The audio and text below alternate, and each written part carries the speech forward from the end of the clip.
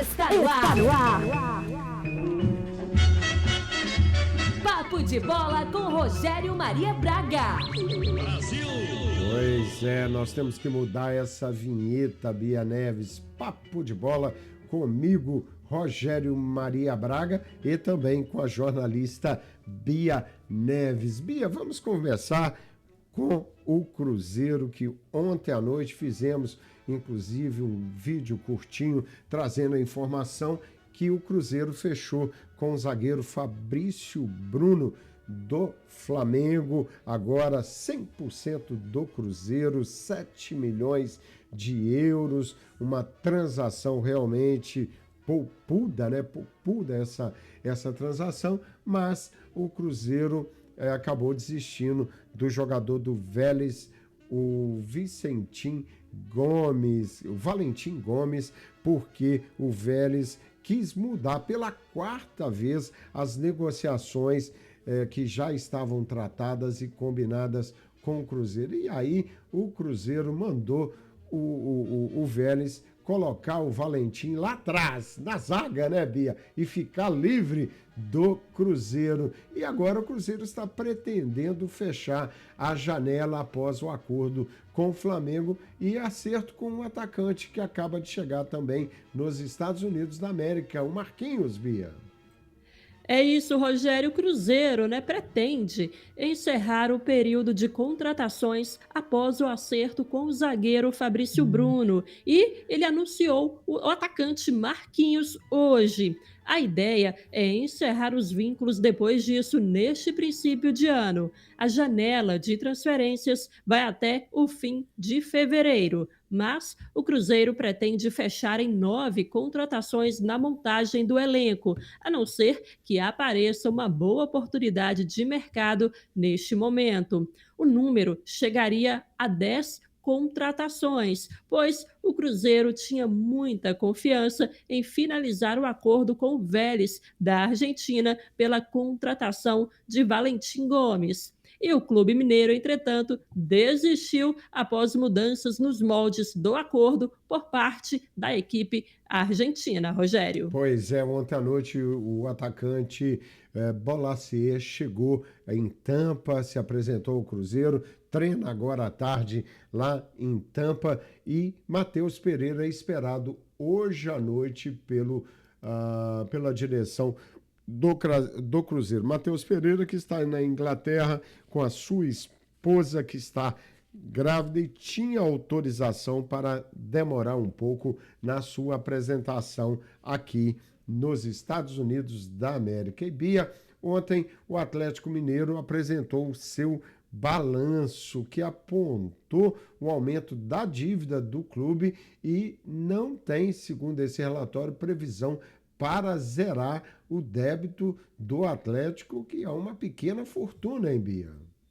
Pois é, viu, Rogério? Situação complicada no Atlético. O Atlético Mineiro atualizou a dívida do clube e apontou um aumento de 90 milhões de reais em 2024, em projeção do balanço do último ano, que ainda será auditado. Hoje, o clube deve 1,4 bilhão de reais e ainda sem um plano definido para zerar o valor. A dívida da Arena MRV foi o único fator que, segundo a projeção, terá uma diminuição no valor. E os números foram apresentados pelo CEO do clube, Bruno Musi, em evento na sede do Galo, Rogério. Pois é, a dívida do Atlético, que era de 1 bilhão 310 milhões, pulou para 1,4 bilhão de reais, e trazendo uma dívida bancária assustadora, algo em torno de 465 milhões de reais.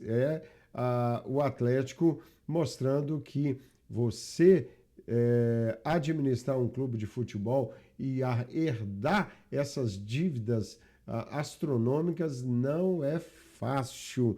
E isso mostra que, se não fosse a SAF, né, que assumiu o Atlético Mineiro, esses clubes já estariam fechados há muito tempo. Aliás, nós vamos trazer num futuro próximo um boletim falando só de SAF. O que significa a SAF para o futebol brasileiro, que é, na realidade, transformar os clubes em empresa e mudar esse cenário de vale tudo que acontece nos clubes brasileiros. Aliás, daqui a pouco nós vamos falar de salários atrasados no Corinthians, Botafogo, mostrando que mesmo o Botafogo, com toda a arrecadação que teve esse ano, não está conseguindo pagar salário 13º do mês de dezembro. Daqui a pouco vamos falar sobre isso, porque nós vamos continuar no Atlético, que perde Zaratio. Aliás, Zaratio, o argentino, está perto do Racing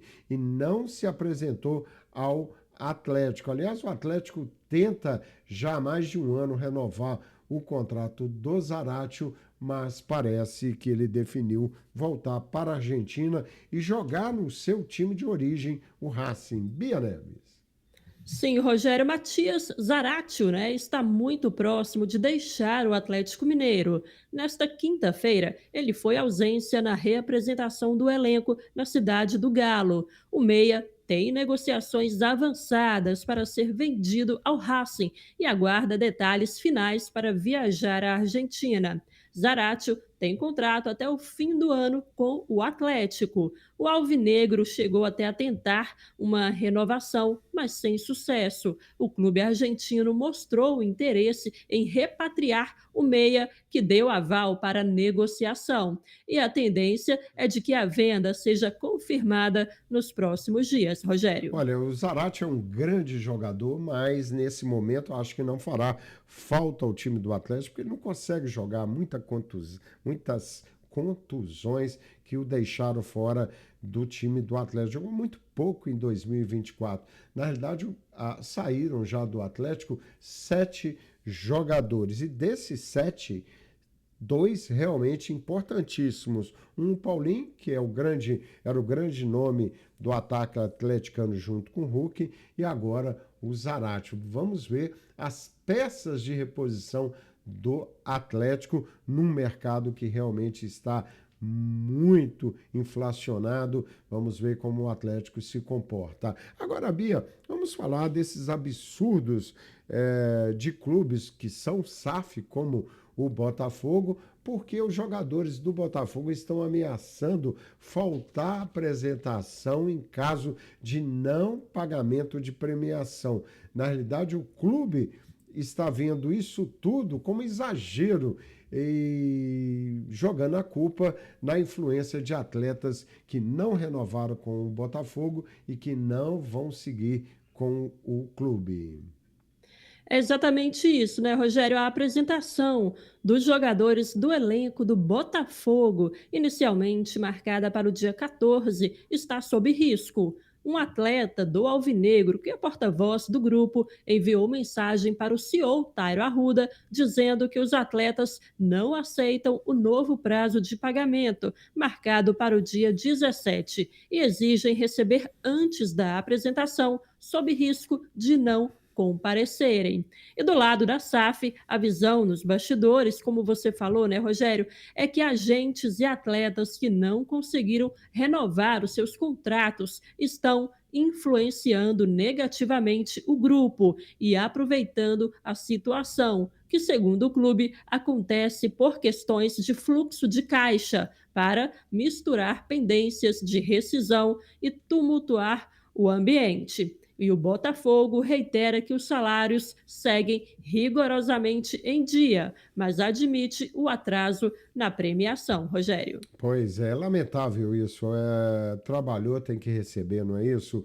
Esses atrasos. E, aliás, John Textor vai se mostrando um executivo que não é um bom exemplo a ser seguido. Nós vamos tentar depois levantar a dívida do Botafogo e como o Textor, o CEO, o dono do Botafogo, tem se comportado em relação às dívidas, porque ele assumiu um clube com muita dívida, mas em nenhum momento eu ouço algo relacionado à recuperação judicial ou um processo de negociação com os credores do Botafogo. Nós vamos trazer nesse quadro nesse boletim que vamos trazer sobre a SAF, levantamento da SAF em vários clubes brasileiros. Agora, um clube que não é SAF ainda, mas anda endividado até o pescoço, Bia, e contratando mais do que nunca, também anda atrasando salários de jogadores e comissão técnica. É o Corinthians, Bia. Como está essa situação no Corinthians? Pois é, Rogério, aí no caso do Corinthians é o salário, né? O Corinthians atrasou os salários dos jogadores e da comissão técnica, que seria pago no quinto dia útil deste mês de janeiro. O clube confirmou que os salários serão pagos na próxima semana, junto com a antecipação dos direitos de imagem, normalmente quitados no dia 20 de cada mês. E segundo fontes consultadas pelo GE, Rogério, por mudanças no fluxo de receitas para a virada de 2024 para 2025, o atraso de alguns dias para os salários de janeiro era algo esperado pelo Departamento Financeiro, Rogério. Pois é, programa Tudo Azul e USA com o quadro Papo de Bola. Nós estamos fazendo um giro pelos clubes brasileiros e aqui trazendo as dificuldades de alguns clubes com pagamentos de salários, que é realmente algo triste. E agora, Bia, ontem nós trouxemos uma notícia para alegrar o nosso boss, o nosso querido Beto Moraes, dizendo que o Cuejá do Atlético Paranaense estava próximo do Atlético do Fluminense, né? Já estava em negociações e parecia que iam ser finalizadas. Foram finalizadas, Bia, mas não foi com o Fluminense, não. Foi com o Grêmio. Foi com o Grêmio, Rogério. Olha só, o Grêmio tem acerto encaminhado com o volante Gustavo Coelar para a temporada. As conversas ocorrem há mais de 15 dias nos bastidores e foram finalizadas com a assinatura de um documento na última segunda-feira.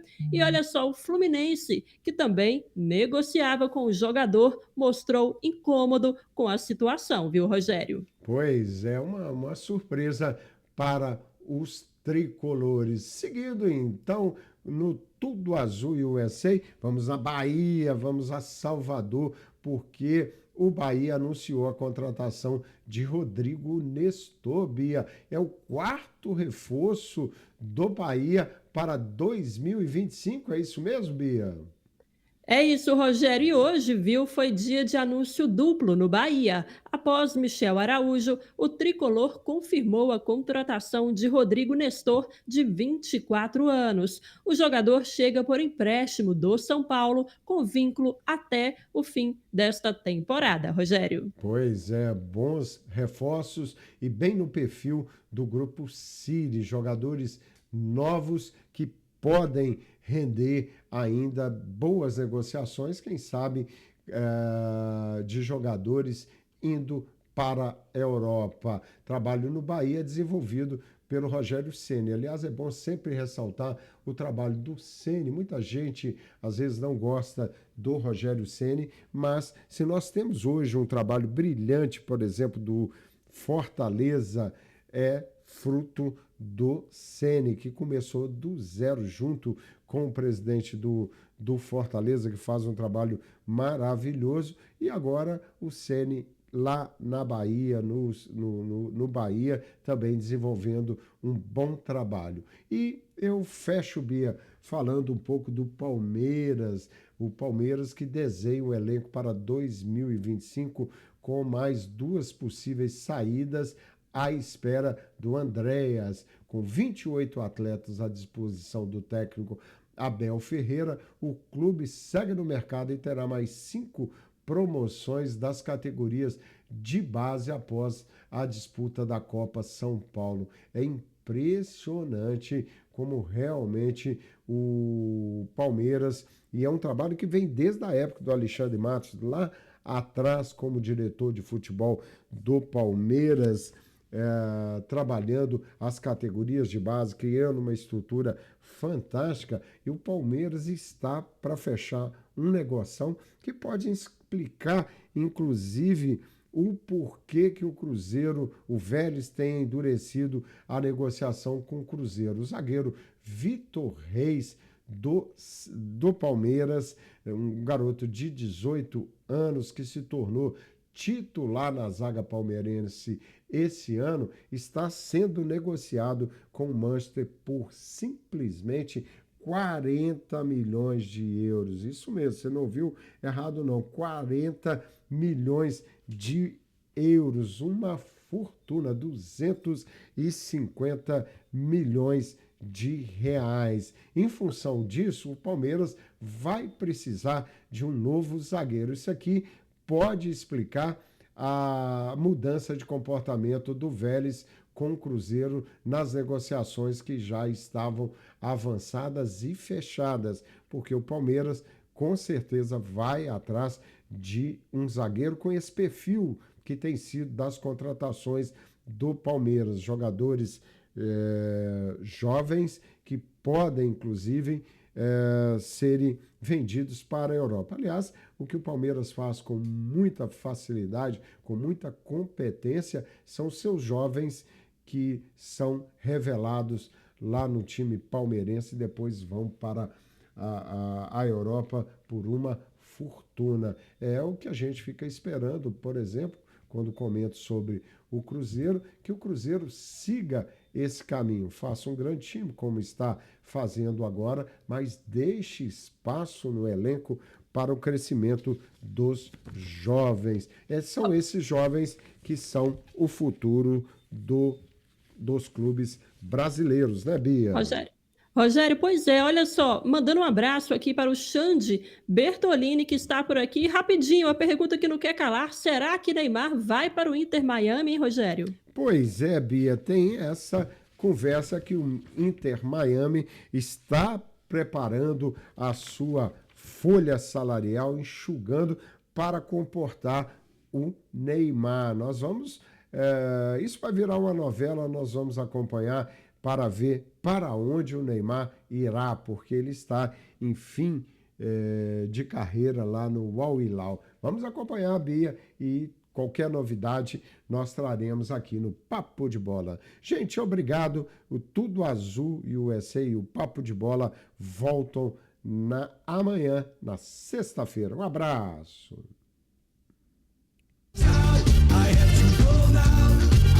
Você ouviu o programa Tudo Azul, com a apresentação de Rogério Maria Braga.